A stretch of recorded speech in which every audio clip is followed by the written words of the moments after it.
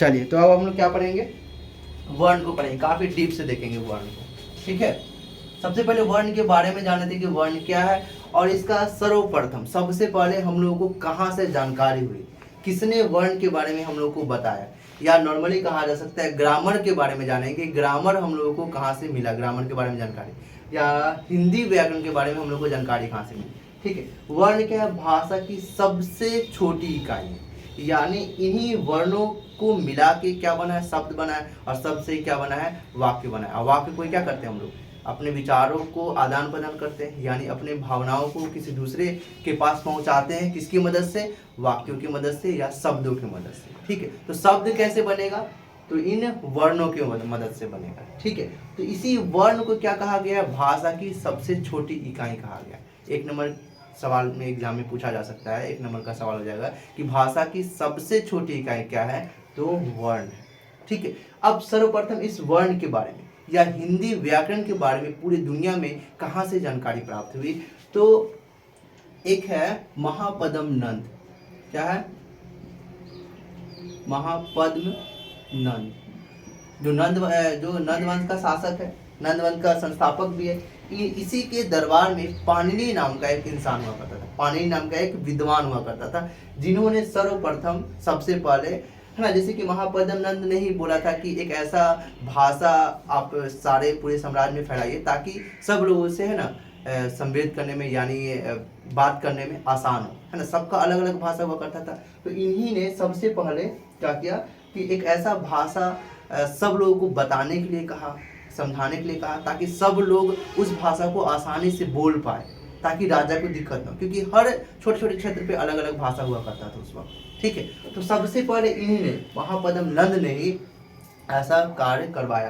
तो वही पाणिनि उसके दरबार में विद्वान हुआ करता था, उन्होंने ही सबसे पहले, है ना, एक ग्रंथ लिखा है जिसका नाम था अष्टाध्यायी। क्या ग्रंथ का नाम है, अष्टाध्यायी।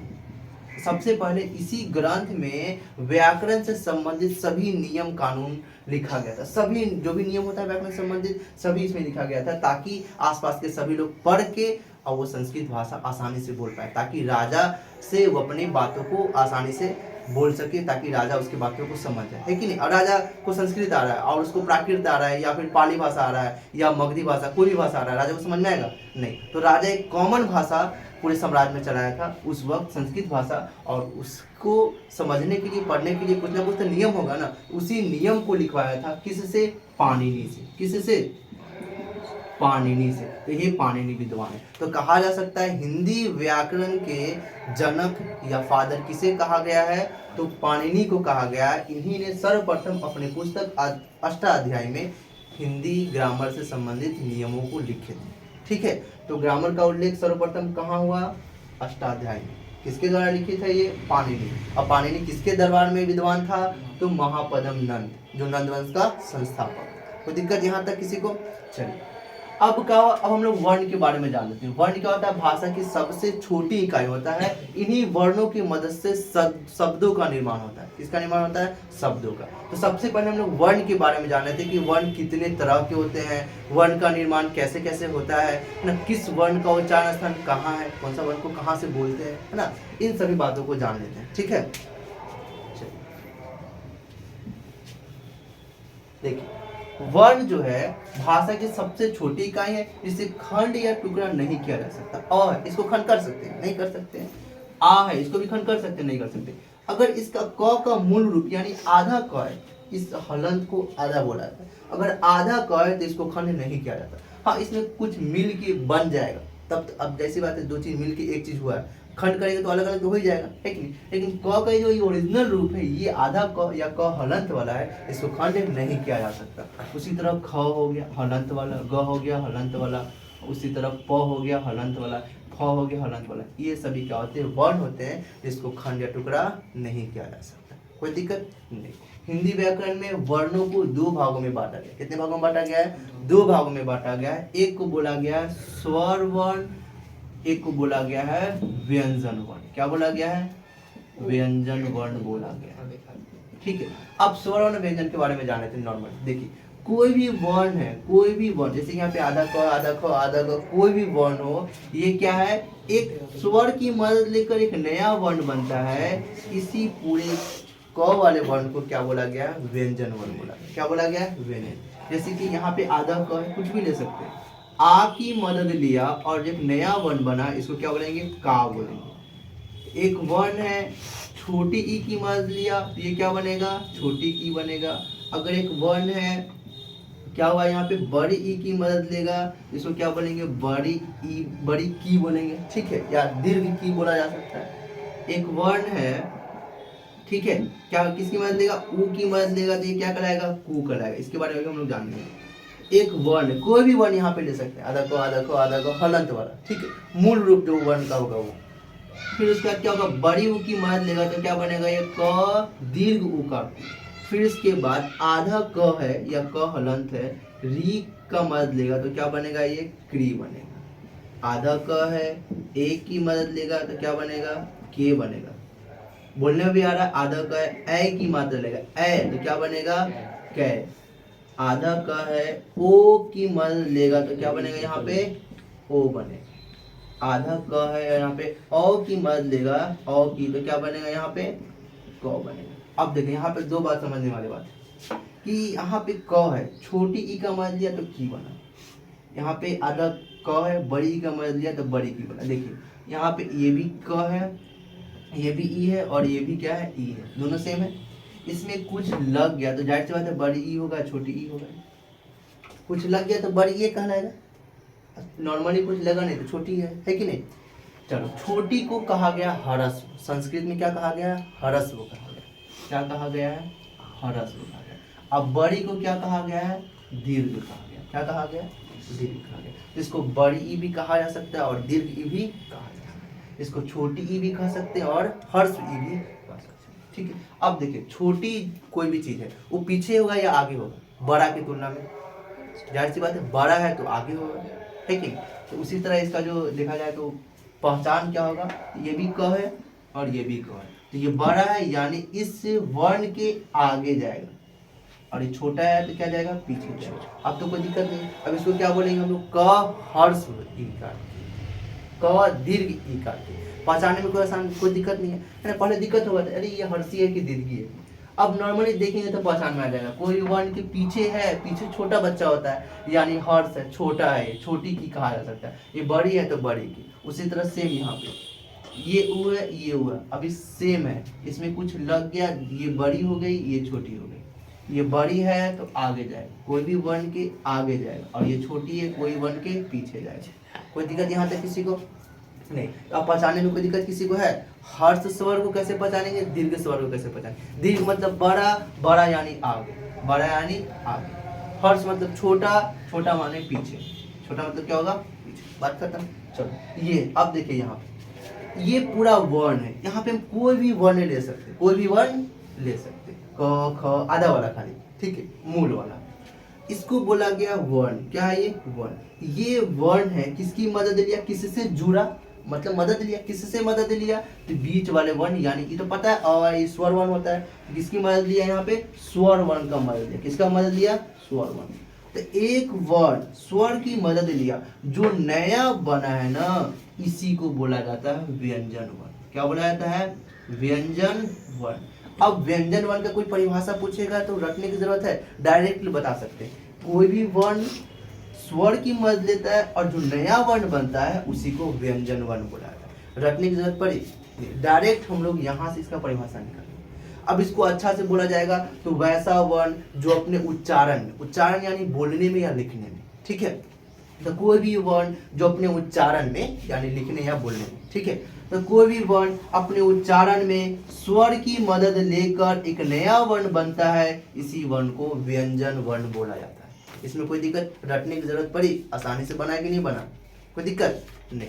अब हम लोग तो व्यंजन के बारे में जाने कि व्यंजन क्या होता है, तो जो स्वर की मदद लेता है, इस वाले वर्णों को क्या बोला गया है, व्यंजन वर्ण बोला गया, और इसको स्वर वर्ण बोला गया। कोई दिक्कत नहीं, समझ में आ गया होगा कि स्वर क्या होता है, जो अपने उच्चारण में किसी दूसरे वर्ण की मदद नहीं लेता है, और व्यंजन क्या होता है, जो अपने उच्चारण में किसकी मदद लिया, स्वर की मदद लिया। तो स्वर अपने उच्चारण में मदद नहीं लेता है, व्यंजन वर्ण जो अपने उच्चारण में मदद लेता है। यहाँ तो कोई दिक्कत नहीं। स्वर के बारे में जान लीजिए।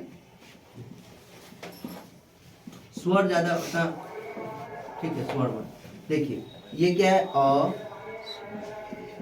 आ, छोटी ई बड़ी, इसके बारे में जान चुके हैं।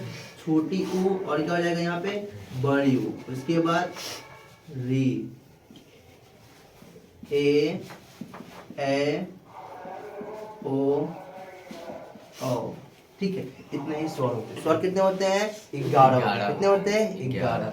1 2 3 4 5 6 7 8 9 10 11, ठीक है। लेकिन हम लोग जब छोटे थे तो हम लोग अंग अ को भी जोड़ देते थे। अंग और अ स्वर वर्ण नहीं है, ना तो वो स्वर्ण है ना तो वो व्यंजन है, वो अयोग्यवाह है। दोनों में से कोई नहीं था, अयोग्य है वो, ठीक है, इसको अयोग्यवाह बोला गया है। ठीक, उसके बारे में हम लोग देखेंगे, लेकिन नॉर्मली समझ लीजिए स्वर वर्ण की संख्या कितनी है, 11 है। कौन कौन, अ आ, छोटी ई यानी हर्ष ई, दीर्घ ई, हर्ष उ, दीर्घ उ, री या री, ए ओ। ये कितने हो गए हमारे स्वर वर्ण हो गए, 11 हो गए। इसमें ये अ, छोटी ई, उ और री, ये गोला वाला जो है इसको बोला गया है हर्स्व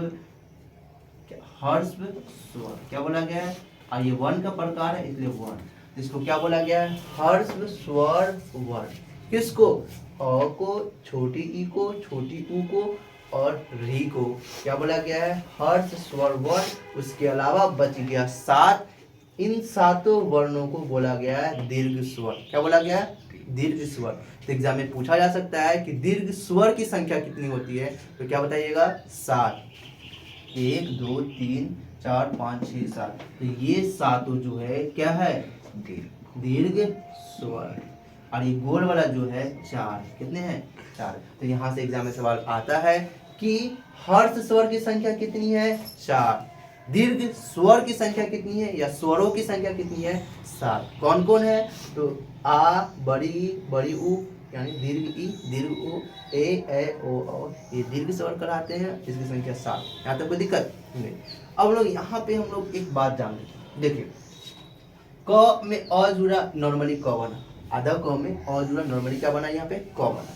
उसी तरह यहाँ पे क में आ जुड़ा, क्या बना, का बना। इसका मात्रा क्या है, तो ऐसे यहाँ पे क है तो यही ना मात्रा जुड़ा है, इसको मात्रा बुलाते हैं। क्या बुलाता है, मात्रा।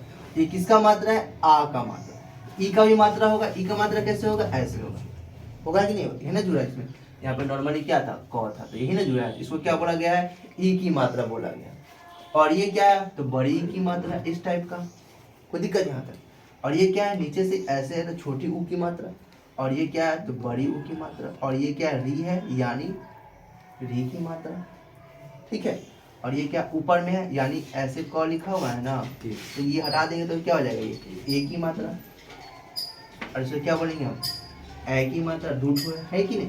और ये क्या है, ऐसे लिखा हुआ है, यानी क को सी में हटा देंगे तो पता चल जाएगा कि ये क्या है, ऐसे है, यानी ये क्या है, ओ की मात्रा। और यहाँ पे क्या होगा, डबल होगा, ये क्या होगा, ओ की मात्रा। तो यहाँ से एक और सवाल एग्जाम में पूछा जाता है कि आ की मात्रा, छोटी ई की मात्रा, दीर्घ ई की मात्रा, छोटी ऊ की मात्रा, बड़ी ऊ की मात्रा, री की मात्रा, ए की मात्रा, ए की मात्रा, ओ की मात्रा, यहाँ पे क्या है, ओ की मात्रा। कुछ याद करने की जरूरत नहीं पड़ेगी। गिनो तो कितना हुआ, 1 2 3 4 5 6 7 8 9 10। तो एग्जाम में सवाल पूछा जाता है कि मात्राएं कितने होते हैं, तो कितने होते हैं, 10 होते हैं। रखने की जरूरत पड़ी नहीं, नॉर्मली हम लोग को पता चल गया कि भाई क में तो कोई मात्रा लगा है नहीं, नॉर्मली क है। तो स्वर कितने होते हैं, 11 होते हैं। 11 होते हैं जिसमें से क का कोई मात्रा ही नहीं है, तो 10 हुए, तो 10 का तो मात्रा है ना, तो यानी मात्राएं कितने हो गए, 10 हो गए। यही एग्जाम में सवाल पूछते हैं और गलत कर देते हैं। रटने की भी जरूरत नहीं पड़ी, आसानी से पता चल गया कि मात्राएं कितने होते हैं, 10 होते हैं। किसका किसका मात्रा होता है, आ का होता है, ई का होता है, बड़ी का, ऊ का, बड़ी ऊ का, री का, ए का, ए का, ओ का, औ का, ये 10 हमारे मात्रा हो गए। स्वर वर्ण के बारे में जानिए कि वैसा वर्ण जो अपने उच्चारण में किसी वर्ण की मदद नहीं लेता है। ये हो गए 7। 4 को बोला गया हर्ष स्वर, 7 को बोला गया दीर्घ स्वर। यहाँ तक कोई दिक्कत नहीं, ये हम लोग जानेंगे। अब हम लोग का जो मेन टॉपिक हो जाएगा व्यंजन वर्ण। क्या हो जाएगा, अब हम लोग जानेंगे, किसको जानेंगे, व्यंजन वर्ण। इसके बारे में थोड़ा गहराई से जानेंगे, इसको पहले नोट कीजिए, ठीक है। नहीं हो रहा है।